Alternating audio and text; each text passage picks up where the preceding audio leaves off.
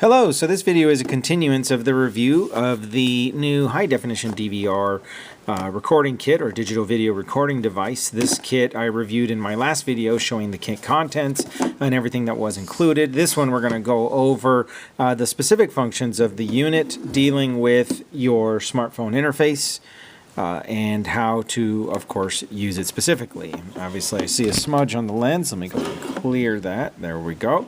Okay, so this is the physical device, as you can see, fairly small in size. I like the fact that this bracket is very versatile. There's enough tension on it to where you know it's going to hold its position in the vehicle without worrying about vibration, shaking it loose, and maybe having it rotate over time. You simply peel and stick it to the windshield, adjust the viewing angle to your optimal desire, and you are good to go. There is a status LED here, as you can see. The LED shows the unit is functioning and or connecting. And then, of course, the secondary camera here. Now, this camera is IP6768 certified waterproof, so you can put it on the outside of the vehicle and not worry about it being damaged. You can also, of course, position it on the inside of the vehicle, meaning on the rear upper windshield or somewhere in the headliner facing out of the back of the vehicle. You could even have it facing in the opposite direction, recording inside the cab if you choose to. So very versatile. So I'm going to go ahead. The unit is turned on. Now, this is my cellular phone. What we are going to do is access the app. Now, the app itself, we're going to go ahead and go into that. Here you go. The app is called RoadCam, and this is the app right here, as you can see. It says RoadCam.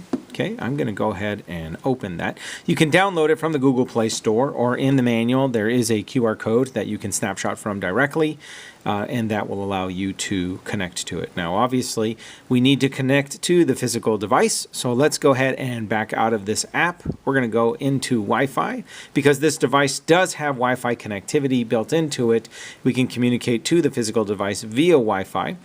The device has already been found because I did previously connect to it already, and it's saying that the device has been connected to. We're going to go back into the app.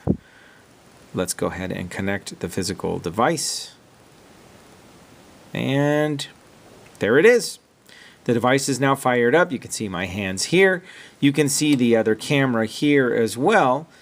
This camera, of course, is in the smaller picture-in-picture screen, which is really nice. You can actually view this live if you're within range of the camera. And, of course, there are other things you can do with this. If you wanted to zoom in on this particular screen, you can double tap it, zoom in, zoom out. This is really nice. I really like this too. You can also, of course, right now it's recording because the system has recognized power, which means it starts recording automatically. So we're going to go ahead and stop this.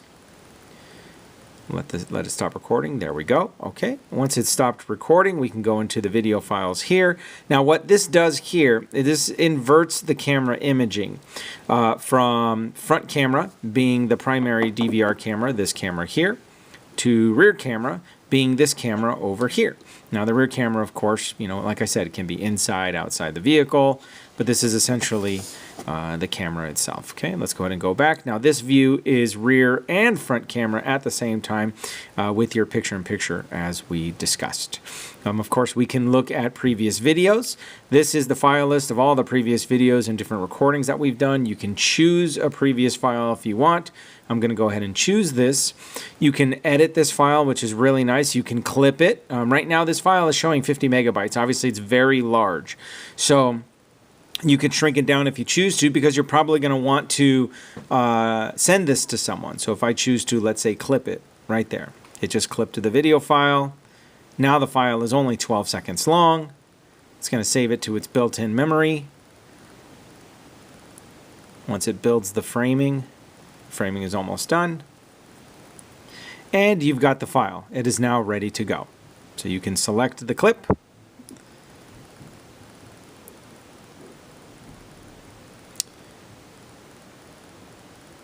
Again, keep in mind this was a very large file that has just been sized down, and now the file is ready to go.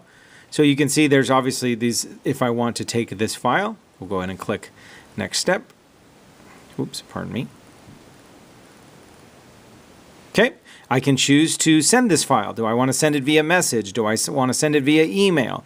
There's different ways that you can send this file out. and of course get it from there. So that's really nice. You don't have to remove the SD card from the unit at all if you choose not to. Everything can be done via Wi-Fi, connecting, sitting in the driver's seat of your car, or maybe from the outside of your vehicle, as long as you're within range. Of course, you have to make sure that the unit is powered on to do it. And obviously, like I said, so you can see here plenty of options to modify, manipulate, review your video files, anything that you want to do from this. The unit is designed to record constantly as it's recording right now. And once it recognizes a specific incident, let's say an impact, or you push the button and make it record, or it's motion detection activated, it automatically saves those files. So you can go in and extract those files, bits and piece them together, take out the key parts that are the most important, and send those, let's say, to your insurance provider if someone rear-ends you or maybe clips you or something like that. It's really nice. This has definitely saved me a few times, and I know that this will show you value as well. So that is the review of this unit. If you want to take photos, you can actually do that as well by simply just pushing the button. A snapshot has been taken. It's stored into the media. You can click photo over here, and all the photos pop up on the screen right here. So, as you can see, I want to thank you for your time. If you have any further questions, please respond to the link. Thank you.